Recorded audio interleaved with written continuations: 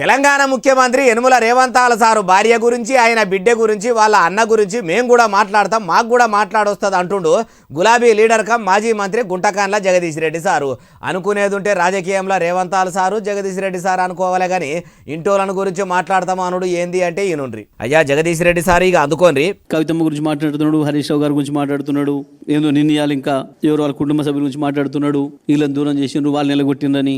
సొంత బిడ్డ అని చూడకుండా కేసీఆర్ సారు కల్వకుంట్ల కవిత అలియాస్ దేవనపల్లి కవిత మేడంను పార్టీలకు వెళ్ళి ఎల్లగొట్టిండు కదా. అందుకే కాంగ్రెస్ పార్టీ వాళ్ళు సొంత బిడ్డకి ఇలువ ఇయ్యని మనిషి ఇంకా గులాబీ గుడిసెల ఉన్న తతిమ లీడర్లకు ఏమిస్తాడు అన్నట్టు అంటుండ్రు కదా. ఖుద్దు సీఎం సార్ కూడా అట్లా అనేవరకల్లా ఇట్లా అనుకొచ్చిండట. కూతురు పెళ్లికి నీ సొంత కుటుంబ సభ్యులు, నీ భార్య నీ కూతురులే కదా, నీ కొంత కుటుంబ సభ్యులు ఇంక పోలేదు. ఎందుకు మాట్లాడాలి వ్యక్తిగత విషయాలు, కుటుంబ విషయాలు? ఏమవసరం? నువ్వు ఒకటి మాట్లాడితే ఇంకోటి వస్తుంది కదా. మొన్న రేవంతాల సారుల అన్న తిరుపతి రెడ్డి సారు బిడ్డే పెళ్లి అయితే రేవంతాల సారు భార్య బిడ్డే ఎందుకో లగ్గం పోలేదు అంటుండ్రు. అంటే చెల్లె కవిత మేడంకు అట్లనే నాయన కేసీఆర్ సార్కు బిడ్డ కవిత మేడంకు కారు పార్టీలో ఉన్నప్పుడు లొల్లులు ఉండే అన్నట్టు చెప్తున్నాడు. అయ్యట్లా తిరుపతి రెడ్డి సారు బిడ్డే పెళ్లికి రేవంతాల సారు బిడ్డే భార్య ఓకపోవుడుకు కూడా కారణము యనుమల రేవంతాల్ గారి ఇంట్లో కూడా పంచాదులు అవుతున్నాయి. అందుకే పండుగలు పబ్బాలు పెళ్లిళ్ళు పేరంటాలకు పోతలేరేమో అన్నట్టు చెప్పుకొచ్చినట్టు అనిపిస్తలేదు. ఏం రాజకీయాలో ఏమో పోన్రి.